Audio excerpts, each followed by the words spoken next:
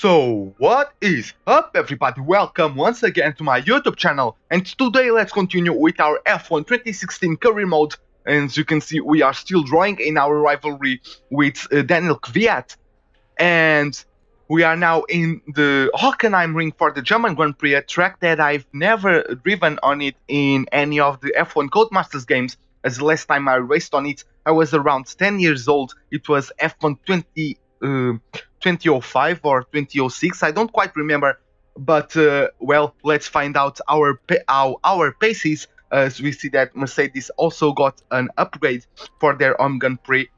So let's find out our paces in the qualifying sessions. Welcome to Germany for today's qualifying session at the famous Hockenheim ring.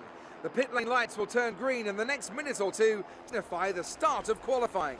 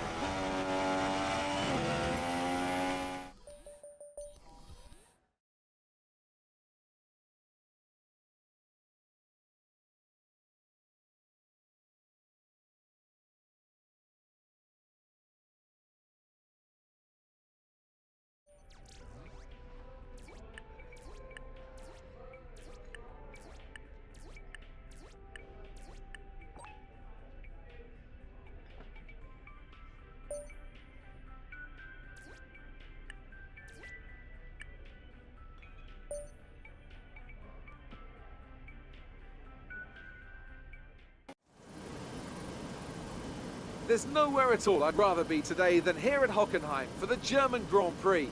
We have an incredibly competitive field this year, which means we should be in for a treat. And judging by the sea of people filling the grandstands, there's a fair-sized chunk of Germany that agrees with me. We're racing in the Rhine Valley this weekend at the home of many of the sport's finest competitors.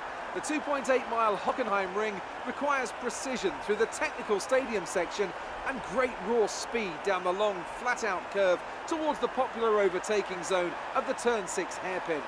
Watch out for a lot of wheel-to-wheel action there today. And joining me on this journey today is Anthony Davidson. Now, Ant, it's the home race for Mercedes, so tell me from your perspective as a driver, does a team's attitude change for their home race? Obviously a home victory, particularly good marketing, you'd think, play on the national pride side of things a bit, but do you see that all come through at all? Not really, to be honest. I mean, you do get a bit of a pep talk, I suppose. There's certainly somewhat of a raised sense of importance when it's the team's home race, but at the end of the day, we're all professionals. I mean, I want to win every race I compete in, and the teams want to win every race they compete in too. So the stakes are unbelievably high at this level. I mean, the effort is 100%, 24/7 all year round, whether it's your home Grand Prix or not. This is our engine supplier's home Grand Prix. Let's give them a race worth watching. With that then, let's run through the grid order. Nico Rosberg will start his silver arrow from pole position, and Max Verstappen lines up alongside. Looking down the rest of the grid, we have Hamilton and Manor, Felipe Massa and Vettel, Bottas, Raikkonen, Button and Sergio Perez, Alonso, Ricciardo, Daniel Kvyat and Sainz, Hülkenberg, Wehrlein, Romain Grosjean and Kevin Magnussen, Gutierrez and Ericsson, Felipe Nasser and Jolyon Palmer rounds off the grid. And with lights out just moments away, it's time to go down to the track. As we now have 1, 2, 3, 4, 5 red lights.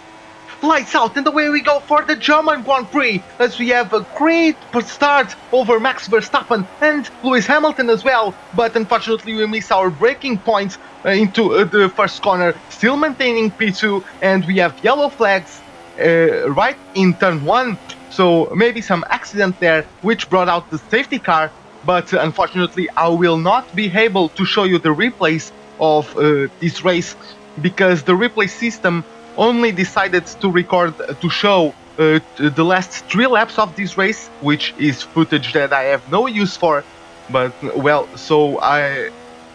this is what we have to deal with, I guess, sometimes with Codemasters. But now in lap 4 we are, I'm now being slowed down by Rosberg trying to heat up my tires, and we have now green flag racing, as Rosberg gets a better start than me and is now pulling away by quite a few car lengths as we head into turn 1. I will try to catch up on him in the next lap at least, which we managed to do, as we are now going to start lap 6, and we are right on the gearbox of Nico Rosberg as we post our fastest lap of the race so far. And we are now in the straight, going down into turn 2. We enter a super fast mode right here, and we are now will be charging Nico Rosberg as we post the fastest first sector once again, and using the slipstream. Just look at the power of the slipstream, my god, as we get right by him even before the braking zone, and easy peasy as we get the lead of this race.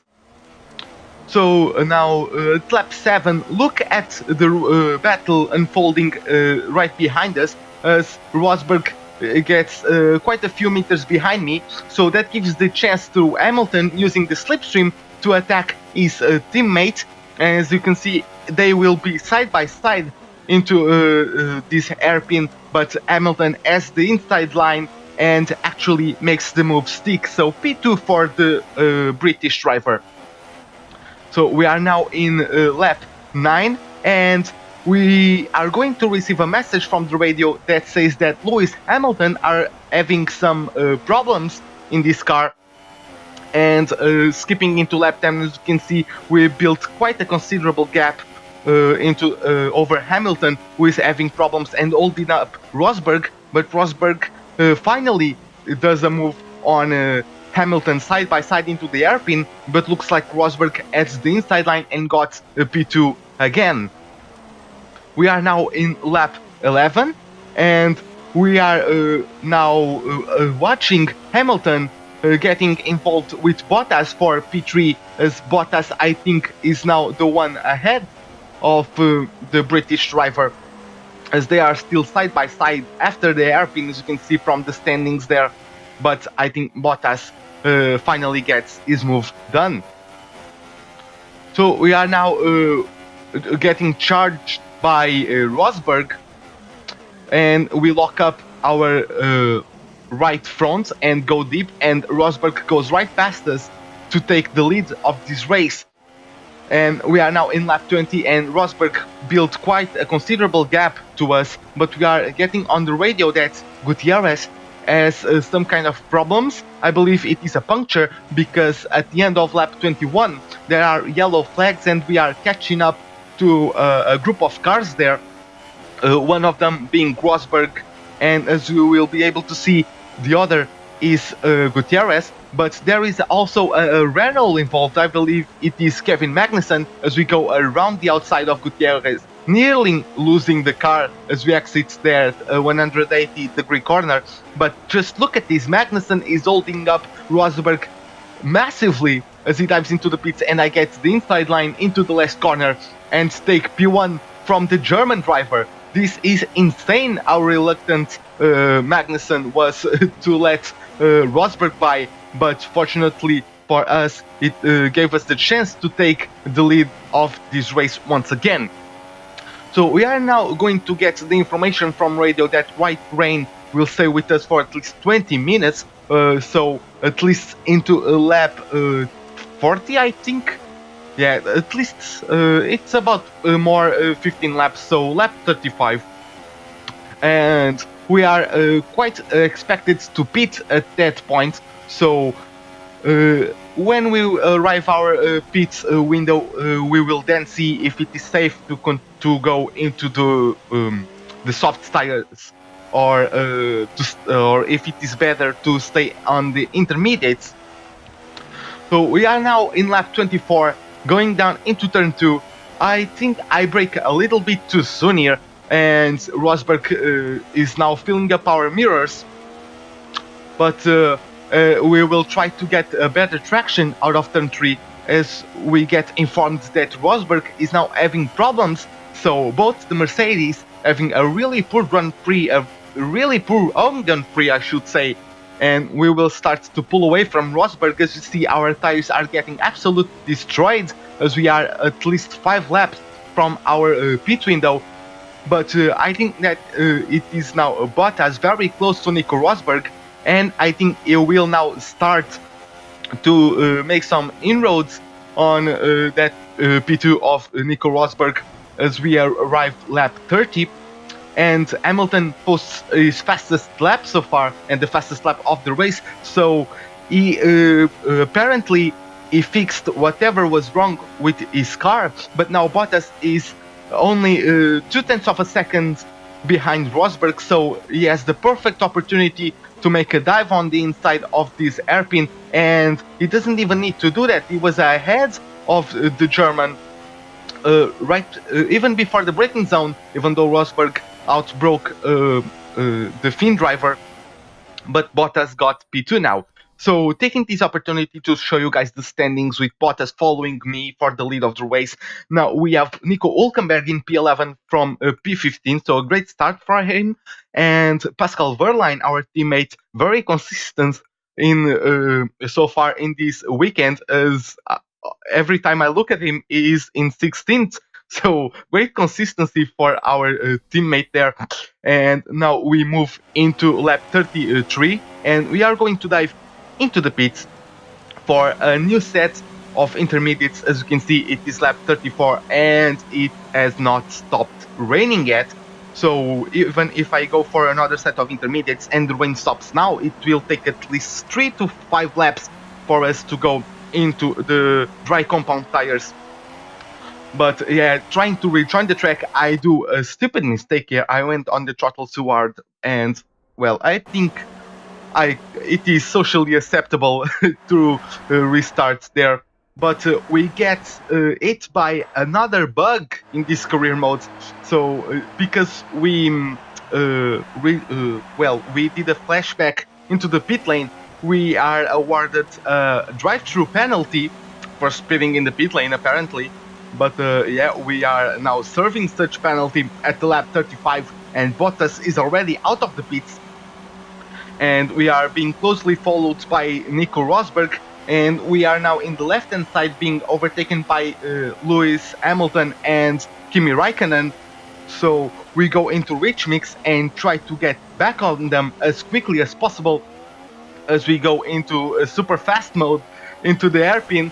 as Hamilton is now going side by side with the Finnish driver of the Ferrari, and I make a diving maneuver on both of them, and I slightly lock up our right front, but getting the inside line and getting P3 from Lewis Hamilton.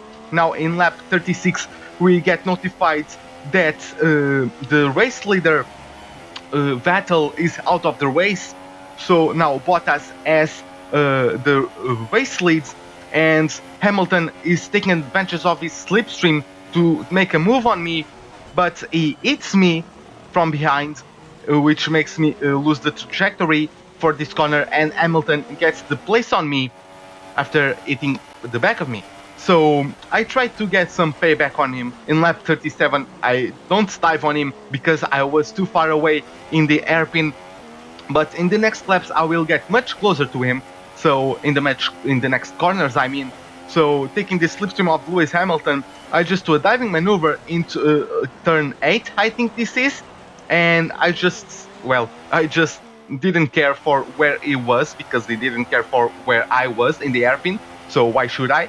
So I post the fastest lap of the race with a 1:29.6, so we are catching up to Bottas, as now Palmer is quite reluctant to let me lap him, but look at our fuel situation. We are minus 1.9 laps, so we need to make some fuel saving strategy from here on out, because I don't have enough fuel to reach the end of this race, but on the other side I'm lighter in fuel than most of the other cars in the track right now. So I post the fastest first sector of the race so far, but I don't think I do another fastest lap of the race. But now in lap 45, just look at the gaps. I'm now 3.1 seconds behind Bottas as I caught him massively, and now we are getting notified by radio that light rain will stay for another 20 minutes, so it will be a full light rain race apparently, as now we have someone in the pits, but it is not a front runner, so I'm still catching to Bottas. This time I got over a lap, I got 3/10 on him I believe. In lap 48 I will get in the third sector alone, gain 2/10 on him I believe. Yeah, something around that, maybe even 3/10, but it took us a couple more laps, so we are now in lap 54, and only now I'm starting to be almost in the same corner as Bottas throughout this circuit, as I lose the back end there. Unfortunately I didn't get no warnings or penalties for corner cutting, which I was very worried about, especially with this turn 1, but I don't think I cut it one time even during this race, which I'm quite proud of. But I saved massively on my fuel, but I'm still over 1 lap down on our fuel. But now I have Bottas right in front of me, and this time I can use the slipstream effect to get at least side by side with him, going down into the hairpin as I get along the Finnish driver, and under braking I try to squeeze him as much as I can without making him go off the track, so I can get as better of a trajectory as possible into the hairpin, and I get the lead of the race once again.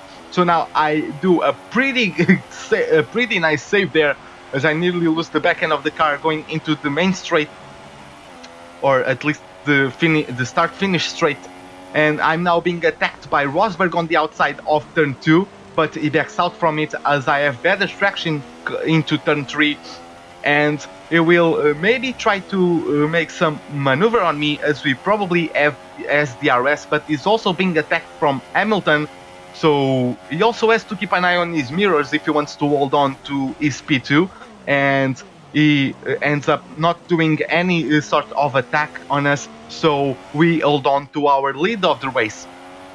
So we are now in the penultimate lap, and this Rosberg needs really to make some inroads on our lead, as our tires are getting absolutely destroyed, and I'm using Rich Mix to keep them at bay, but I'm still, right now I'm in a comfortable position in terms of fuel, but not but I do not have much breathing room.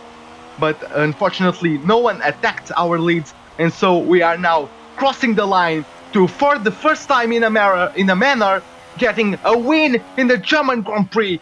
I'm very, very happy with this race, and well, as I crossed the line, it was just an awesome feeling, especially having that battle with both the Mercedes. It was just a great race. I'm very proud of. Brilliant stuff from Manor today. What a superb victory.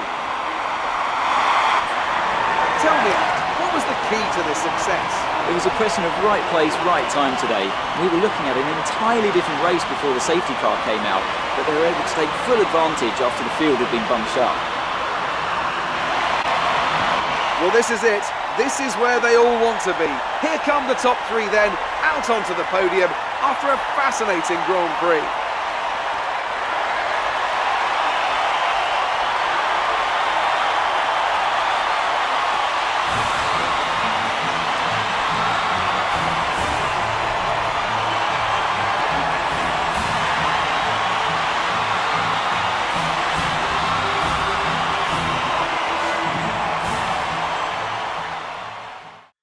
So what a awesome race, guys! I'm really speechless. Well, I guess we just got lucky because in the dries, well, we were somewhat competitive, but in the wets, fortunately, we were very competitive, and it stayed wet throughout the entirety of the race. And even though we had that annoying bug, which, well, it was my fault, yeah, but it's still an annoying bug, and it put us in the back foot chasing Valtteri Bottas for the majority of that last stint. So yeah, we fought for it. I think we deserved this win, but well, this it is an awesome feeling to win, especially after all the battles we had throughout the race. And that result jumps us in the field in terms of the drivers' championship. We are now P8, as we just got the achievement for the first win of our career mode, I think. And in the constructors, we are now only 2 points out of the top 5, right behind McLaren Honda, as we jumped the Toro Rosso cars. And we are now in the rivalry update. We smashed once again Daniel Kvyat as he finished 15th. So yeah, I'm really in a prime position to win this rivalry. So yeah, I think I will spend the 700 points in another area of my car. I believe it will be the drag. So next time it will be the Spa-Francorchamps, the Belgian Grand Prix. It is just a classic track, one that I really enjoy driving at. So I hope we will remain competitive there. So I'm hoping to see you guys there, and have a wonderful day.